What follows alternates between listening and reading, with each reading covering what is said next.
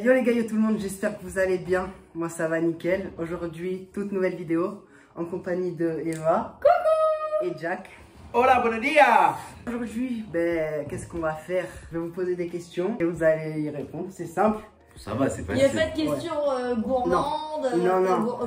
Non, non, tranquille. Bon, première question. Qu'est-ce que ça fait d'être reconnu dans la rue? C'est trop cool. En vrai, c'est trop cool. En vrai, alors, c'est super lourd. Ah Attends, non, en vrai, c'est trop bien. Moi, je trouve ça fou qu'il y ait des gens qui te connaissent que toi, t'as jamais vu de ta vie. En principe, les gens dans la vraie vie sont gentils. Ouais. Les haters, ça n'existe pas en vrai. Non. Ouais, que dans tes vidéos. Ouais, que chez moi en fait. Et non, c'est trop bien. Et puis même, il y a plus la barrière de l'écran. Tu sais, tu les vois en vrai, tu peux parler avec eux. Il y en a, ils veulent te faire des câlins. Genre, c'est une vraie connexion. Parce qu'en vrai, les commentaires, en vrai, c'est bien, mais tu vois pas la tête. Tu vois en vrai, ça a l'air plus réel. Incroyable, surtout au tout début, quand tu commences à se faire reconnaître, c'est une sensation de ouf. Et surtout, n'oubliez pas le petit pouce bleu, on s'abonne avec la petite cloche. C'est qui la plus grande célébrité que vous avez rencontrée grâce à votre travail? Squeezie. J'ai même une photo si je peux même montrer une petite photo. Moi, je crois que c'est Pierre Cross. Mais il m'a pas qu'à là, mais. Bah après, on a eu aussi Ahmed Silla qui était juste à côté de nous au cinéma. Ouais, c'est B. Jordan. Ah oui, ouais, mais après, on n'a pas parlé avec lui. On l'a vu devant nous, il y avait Michael B. Jordan, le mec de Creed, mon film préféré. Avec le Squeezos. Il y a Gazo. Ah, moi, j'ai fait un TikTok avec Gazo. Ah ouais? Allez, je te montre aussi. Michael Jackson aussi. Rigole. Il est mort, il est mort. Ah ouais. Bon, après, je peux pas me la péter, mais tu vois, j'ai fait un TikTok avec Gazo. Et troisième question, à la base, vous vouliez faire quoi comme métier si vous n'étiez pas influenceur? Gardien de prison. Ah ouais? Elle a un rêve, c'est déjà d'être dans une prison. Ah ouais. Et de rencontrer des prisonniers, pour savoir comment ça va. Mais moi, c'était le seil truc que je savais faire en vrai, c'est créer des sites pour des marques. Ouais, en vrai, c'est le seul truc que je sais faire dans ma vie, c'est créer des sites. Mais tu rigoles ou quoi, t'es bon talent. Quatrième question, combien de messages à peu près vous recevez par jour? Si vous avez une idée. Je pense une cinquantaine, soixantaine. Ah, elle, c'est énorme. Et maintenant, avec Snap, en vrai, c'est plus parce qu'il y a beaucoup d'interactions, quoi. Et aussi, il y a un truc qui rentre en compte, c'est le canal maintenant. Ah ouais. Par exemple, moi, je peux en avoir peut-être allé 5, 10, mais tu mets un truc dans le canal où tu demandes de l'aide aux gens. Ouais. Genre, c'est rempli. En fait, ça dépend ce que tu postes, ça dépend ce que tu mets en story, s'il y a de l'interaction dans ta story et tout, mais la plupart du temps. Par exemple, là, si tu fais un snap où tu mets est-ce que je me fais blonde, tu vas avoir tellement de questions. Ouais. Mais après, ça veut rien dire. Moi, sur Snap, tu me parles, tu m'envoies des messages, t'es au moins mon 3e, 4e lien. Je parle qu'à Eva et ma mère. Ouais, il n'y a que sur Insta que je parle. Que sur Insta ou TikTok vite fait. Ça va en vrai. Ouais. Moi, Jamais, j'envoie des TikTok avec un pote, tu sais. Oui. Quand tu vois un TikTok drôle, tu sais, tu lui envoies. Après, sinon, je parle pas, genre des conversations et tout sur Insta. Ça fait bizarre de parler sur TikTok. Ouais. Mais surtout que les notifications TikTok, je les reçois pas forcément. Oui, tu reçois pas tout, c'est vrai. Cinquième question, si vous publiez une story, elle fait combien de vues en quelques minutes? Moi, pas beaucoup en vrai. Et bien, toi, t'es pas trop Insta. Ouais. Bah, par exemple, un TikTok. En vrai, alors, il y a le délire de l'algorithme. Si tu postes tous les jours, en principe, tu fais un peu moins de 50 000 vues en 1 heure. Ou beaucoup plus des fois. Ça t'est déjà arrivé de faire 100 000, 200 000, 300 000. J'ai déjà fait 300 000 en une heure, c'est mon record. C'est une dinguerie. Mais sinon, si tu postes de temps en temps, mais par exemple, si là je poste tous les jours pendant une semaine, la semaine prochaine, ça sera le double. Il y a vraiment le délire de l'algorithme. Mais 300 000, c'est incroyable. En 1 heure, c'est une dinguerie. Mais parce que moi, je suis très régulière sur TikTok. Je poste vraiment tous les jours 2 vidéos par jour, au moins, ou une minimum. Du coup, c'est vrai qu'en 10 minutes, elle peut faire genre 40 000. Et parce que TikTok, ils savent que je suis vraiment à fond, quoi. Sixième question, c'est est-ce que vous avez une rencontre avec un abonné qui vous a le plus marqué? Ouais, moi je pense que j'en ai 2, une bien et une pas bien. La première, très courte, c'était avec Jack, une nana, elle avait genre 25 balais et elle s'est mise à pleurer, genre vraiment des chaudes larmes, genre trop contente et tout. Et elle nous a fait plein de câlins et elle nous a fait signer sa casquette. C'est la première fois que j'ai signé un vêtement. Elle était belle sa Elle était casquette, trop ça belle. fait mal au cœur. Genre elle a niqué sa casquette pour qu'on lui signe dessus, mais elle était trop mignonne, elle a fini en larmes, plein de câlins, tout ça. La mauvaise, je suis avec un pote à moi au KFC, et t'as une abonnée qui arrive et elle commence à manger dans mon bucket, manger mon maïs que j'avais déjà croqué. Elle a bu ma boisson et elle a dit est-ce que t'es lesbienne et tout parce que si t'as jamais fait de bail avec une meuf, je suis là. Ouais. Dingue. Voilà, ma pire expérience et ma meilleure expérience. Bah après, la plupart, ça se passe toujours bien. Mais là, tu vois, elle a pleuré et tout, genre c'était vraiment émouvant. Moi, en vrai, ma meilleure, je pense que c'est comme Eva. Parce que ça fait toujours plaisir de... C'est spécial. Tu l'as jamais rencontrée, elle pleure devant toi et tout. Genre, on a essayé de lui faire le plus de câlins possible, qu'elle soit contente. En plus, elle était avec son copain trop gentil. Je suis pas câline. Et la pire, bon, en vrai, c'est juste gaulerie un peu. Mais avant, les vidéos que je fais, je faisais des sketchs. Ouais. Et je jouais beaucoup l'oncle pervers. Là, c'était à Marseille. Il y a un petit truc où, avec plein de magasins, je fais la queue d'un magasin. Et il y a deux nanas derrière moi. Elles me reconnaissent. Et il y a mon père à côté. Elles disent, oh, c'est celui qui ken avec son oncle. Oh, mon père, il savait pas que je faisais des vidéos. C'est comme ça que j'ai raconté à mon père que je faisais des vidéos. C'est quoi les avantages et les inconvénients de votre métier? Déjà, tu as des jolis événements. Tu payes pas grand chose en vrai. Tu reçois des vêtements gratuits.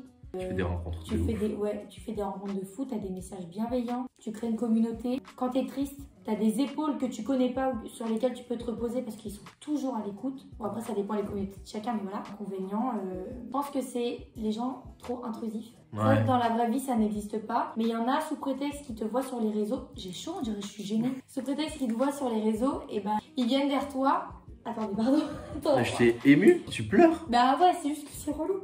Ouais. Par exemple, un petit exemple, on était à Marseille et il y a une nana qui vient voir Eva alors qu'il n'y avait aucun rapport. On va dire une nana qui s'appelle Janine et une autre Johanna. Et bah, on ne les connaît pas ces deux nanas. Il y a une nana qui va venir et qui va nous dire, ouais, vous pensez quoi du drama entre les deux? Ouais, juste pour que tu dises un truc. Et aussi un autre inconvénient, c'est que tu dois faire attention à tout ce que tu dis. Des fois, il y a des propos que tu as, pour toi, c'est pas mauvais, mais on va t'apprendre que c'est mauvais. Les gens malveillants. Ouais. Les gens malveillants. Mais en principe, pour moi, je pense sincèrement que j'ai genre 95% d'avantages. Ouais, il y a beaucoup de l'inconvénient, c'est très rare. Ça arrive, mais c'est très rare. Genre, faut faire attention à ce que tu fais et tout, non? C'est ça. Est-ce qu'au début, quand vous avez commencé, est-ce que vous pensiez avoir autant d'abonnés? Non. Ouais, j'ai commencé les réseaux, je faisais des danses. J'étais gênée de poster et c'est mon père qui m'a dit viens on fait des vidéos à deux et tout, t'es drôle et tout machin. J'ai dit bon vas-y, ok, c'est parti d'un coup. Il y en a qui disent par exemple je fais des vidéos haters, mais Eva t'es censée le savoir, tu t'es mis sur les réseaux, tu savais que... Bah maintenant je sais qu'en te mettant sur les réseaux, tu prends le risque qu'il y ait des gens qui t'attaquent gratuitement et tout. Ça maintenant je suis ok, mais au début quand tu commences et que t'arrives pour rigoler et tout ça et que tu te prends une vague de haine, bah tu comprends pas. Et non, moi je pensais pas que ça allait marcher. Mais non, et je pense que pour ceux à qui ça marche, par exemple les plus grosses têtes et tout, tu pars pas forcément dans un but de réussir direct. Tu fais ça par plaisir. Parce que moi je trouve qu'il y a une différence entre ceux qui font ça par plaisir et pour l'argent. Tu le vois. À part, le seul qui a prévu ça c'était MrBeast là, où il a dit que s'il avait pas 1 million d'abonnés, il allait rater sa vie. Mais c'est pas pareil, il utilise l'argent, tout ça. Mais sinon... La prochaine question. Quand est-ce que vous avez commencé les réseaux et c'est laquelle des vidéos qui a le plus marché? Moi, ça fait 4 ans que j'ai commencé. Ma première vidéo, c'était un pari. Parce que je l'avais mis en story privée Snap. Mes potes m'ont dit de la poster, je l'ai posté. J'ai commencé comme ça. Et celle qui a le plus marché, je vais te dire en direct parce que je sais pas c'est laquelle. Cette vidéo qui a 6,4 millions, 1,3 million de j'aime. C'est un sketch sur une fille qui a des visions. Mais c'est un truc gaulerie genre. Et toi? Et moi, j'ai commencé il y a 3 ans. Et pareil, j'ai regardé la vidéo qui a le plus marché. Je crois que c'est pas une vidéo où je parle, c'était une trend, je crois. Ah ouais? Ouais, c'était celle-là, 4 millions avec mon frère. Et sinon la première avec tu parles?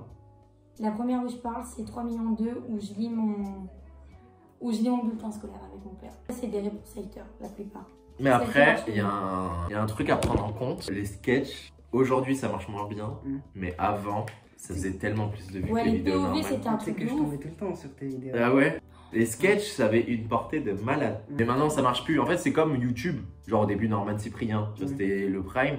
Mais maintenant, plus personne fait sketch. Comment vous trouvez toutes vos idées de vidéos? Feeling à fond. Les vidéos haters, je cherche les haters. Ça voilà. Et sinon, quand je fais pas de vidéo haters, je fais ce qui me passe par la tête. Je réfléchis à des trucs qui me sont arrivés, genre, c'est marrant ça. Je vais le faire à ma sauce et puis je vais allumer le téléphone et ça va partir. Exactement pareil. En vrai, des fois, c'est sur l'instant. Et après, des fois, on réfléchit avant, on se dit, qu'est-ce qu'on pourrait faire là? Parce que des fois, on a des pannes d'idées. Hein. Faut pas croire, mais c'est tous les jours posté. Par exemple, si tu postes tous les jours pendant 1 an, c'est 365 vidéos. Va trouver 365 idées. Pas que des pannes d'idées. C'est faux. Eh. Est-ce que vous trouvez qu'il y a de la concurrence entre influenceurs?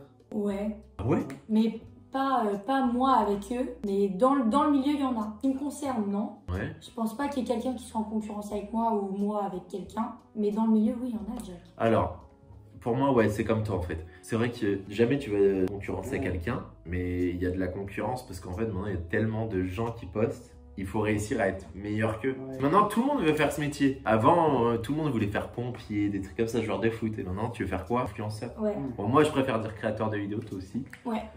Influence Mais- personne. Même, tu vois ceux qui sont en concurrence avec des gens, c'est ceux qui viennent te voir et qui font... et c'est pour ça que je déteste y aller. T'as combien d'abonnés, toi? Genre, tu vois, ils disent pas salut, tu vas bien, tu t'appelles comment? Ouais. Ils font t'as combien d'abonnés? Ah, ok, parce que moi j'ai 4 millions. Bah, trop cool, trop bien. Ouais, t'as combien, toi? Moi j'ai 1,9 million. Ah, ok. Et comment vos parents, ils ont réagi quand ça a commencé à bien marcher? Ah, Bah attends, on va récupérer. Comment t'as réagi quand t'as vu que ça commençait à marcher pour voir? J'étais contente pour elle, mais j'avais très peur. J'avais très Comment peur. t'avais peur? Parce que je connais pas les réseaux et je me suis dit qu'elle a arrêté ses études pour faire ça. J'ai dit, lui donner un an. Un an Mais- pour le faire. Vous savez que tous les parents, j'ai l'impression qu'ils font ça. Tu veux te lancer sur les réseaux, tu prends une année sabbatique. Si Oui, ça marche pas, tu J'ai laisses dit un tomber. an. Elle a arrêté la fac, un an. Et après, elle a explosé. après j'ai kiffé. Maman, la grosse tête. Donc t'avais peur, quoi. Bah En même temps, c'est un milieu que ma mère, elle connaissait pas. Ma Ah, mère, pas du tout, avant, on n'est pas du tout. Et même nous, en vrai, c'est Oui. trop nouveau. Personne ne sait si on va durer ou non. Oui. Ouais, merci. Ah bah, je vous en prie. Moi, je voulais demander à ma mère, mais ma mère m'a pas donné. Je regarde si vous voulez voir ça. Non, toi, du coup, comment ils ont réagi? Ma mère, exactement comme sa maman, m'a laissé un an. Et mon père, je pense qu'il comprend toujours pas trop, mais il me laisse faire tant qu'il voit que j'arrive à payer mon loyer et tout ça. Et combien de marques vous avez collaboré, à peu près, si vous savez? C'est quoi ces questions de folie, là? Je pense une vingtaine. Non, beaucoup plus, arrête. Non. T'es malade ou quoi? Mais pas du tout. En 3 ans? Mais Arrête oui, un mais parce peu, que... Eva. Non, mais par exemple, JD, j'ai collaboré avec eux plusieurs fois. Garnier, j'ai collaboré avec eux plusieurs fois. Et j'ai pas fait plus de 20 marques différentes. Ah ouais? Mais moi déjà, il faut que la marque, elle soit sûre. Ouais. Moi, je veux des trucs vraiment clean. Genre, je veux pas, tu me donnes un gros cachet, je fais nickel. Moi, je préfère la qualité à la quantité. Yes. Ouais, moi pareil, je pense. Mais après, moi, c'était surtout au moment des sketchs, on avait tout le temps. Mais là, moins. En tout, combien Ouais, une vingtaine. T'as dit plus. Pourquoi t'as dit plus pour moi? C'est ça, t'as fait Mais plus. je pensais que t'avais beaucoup plus parce que moi, une vingtaine, je les ai larges. Genre. Je pense, sincèrement, j'ai des mois. Ouais, non. J'ai des mois où genre j'avais 5 collabs dans le mois. Quand De marques différentes? Oui. Non. Non, moi, non. C'est souvent les mêmes marques qui reviennent. Regarde, Genre, ça j'aime bien en travailler fait, avec des marques que je connais. ça c'était pour le mois. Ça c'est des trucs pour le mois. En un mois j'avais eu Free, Snap, une OP pour une école, un truc de cacahuètes, une application comme Uber Eats genre, Puma et L'Oréal. C'était la période où genre Où tu sortais avec. j'étais en étroite relation avec mon agent, donc c'était pour ça que j'avais beaucoup de trucs. Dans le titre, il y aura écrit on apprend des choses. C'est quoi la plus grosse marque avec qui vous avez collaboré? La plus grosse marque. Alors attends, moi je vais t'en dire deux. Moi je pense qu'en vrai c'est, on va dire L'Oréal. Et celle dont j'étais le plus fier, et c'est trop bizarre, c'est pas un truc commun, j'étais égérie d'une marque de cacahuètes. Partout en France, il y avait mon visage sur un sachet de cacahuètes. En plus, je l'ai dans la voiture, je crois, le sachet de Ouais, cacahuètes. c'est gaulerie. Bah, Dis les deux. Garnier ou Rhinoshield, quand j'ai reçu l'OP, j'ai fait ah, je les vois tout le temps dans les vidéos YouTube et j'étais trop contente. Toi aussi, bah pour les, je crois que c'est que les femmes, Jennifer, c'est pas mal connu aussi. Ouais, donc T'en as partout en France. J'adore travailler avec eux. Vous voulez m'appeler? La dernière question. Oh non! Là c'est... Attention, hein, comment le surnom de Jaco la Mélodie il est arrivé? Ah, Jaco la Mélodie. 1, 2, 3. Jaco la Mélodie. Dès le début de notre rencontre, une semaine après, on était partis en vacances avec des potes. Et elle m'a appelé Jaco la Mélo. Je pense que c'est venu de là. Tiakola. Jacola. Tiakola, Ouais. il s'appelle Tiakola Mélo. Jack, Giacola Mello, ça fait bien. Et au final, ça a fini en Giacola Melody. Mais alors, la petite intonation de Giacola Mello, je sais pas, ça vient d'où. Et c'est trop drôle parce que j'ai l'impression maintenant c'est ce qui reste en tête le plus aux gens. Mais je sais pas pourquoi, je pense que c'est grâce que ça soit entraînant. Ouais. Du coup, les gens ils retiennent. Ben, en plus, des fois, quand on me voit que je suis pas avec Jack, on me dit ah, tu peux faire coucou les loulous ou tu peux faire allez, salut. Et ben non, ils me disent tu peux faire Giacola Mello. Ouais, ok. Je l'ai juste le seum en fait. Et non, je pense que ça vient de là. Et ah non, j'ai une question d'une pote qui est revenue. Elle m'a posé comment tu fais pour garder tout le temps le sourire et tout par rapport aux critiques et tout. Mais écoute, j'ai de la chance d'être très bien entourée. Je suis très bien entourée, je sais ce que je vaux. Donc c'est pas des gens derrière un téléphone qui vont me faire changer mon avis sur moi-même ou me faire complexer ou genre me dire je suis qu'une merde. Mais non, je suis surtout très bien entourée. J'ai des gens qui m'aiment et qui me disent tout le temps que je suis une princesse et que je réussis. Faut pas oublier que, par exemple, elle fait des vidéos haters. Bon, c'est pour ça qu'on peut. Des fois, on peut croire qu'elle a beaucoup de haters. Ouais. Tu regardes, allez, sur 200 commentaires, elle va peut-être avoir un mauvais commentaire. En vrai, c'est rien. Ouais. C'est rien. Et surtout, vu que tu fais des vues, c'est obligé qu'il y a des gens qui sont mal dans leur peau, ils sont énervés, c'est des jaloux, ils vont commenter. Ce genre de vidéo, je l'ai fait parce que déjà, c'est la vidéo préférée de mes abonnés, que j'aime très fort. Si vous passez par là, je vous aime très très fort. Et vous m'aidez beaucoup au quotidien, c'est grâce à vous, j'ai la tête sur les épaules. Je vois, oh meuf, j'adore ton autodérision ou comment tu clashes les gens, ça me donne confiance en moi, machin, j'ai envie de faire pareil. Je dis, bah trop cool, hein. Si ça peut permettre à des gens genre de pas se laisser abattre par des critiques, je trouve ça trop cool. Bah, merci. Bah voilà, ça t'a plu? Ouais. Parfait. Ouais, parfait. On a été sympa avec toi. Nickel. Ok. Bref, vous mettez le petit pouce bleu, on active la cloche, on s'abonne surtout. Hein. Ce qu'il a fait, c'est que les questions, déjà, c'est des questions très recherchées. Et en plus, ça fait 4 mois qu'il trouve des questions et qu'il a envie de faire la vidéo. Donc merci à toi, Mathis. Merci de à m'avoir vous. accueilli dans ton salon avec du Coca-Cola, des cacahuètes. C'est vrai. C'est adorable. On va aller manger un grec. Et jouer aux fléchettes après. C'est vrai. Et baby foot. Quelle soirée de folie nous attend! Allez, on va se péter la gueule. Ciao. Bon, allez. Moi, je vous dis à la prochaine pour une prochaine vidéo. Ciao.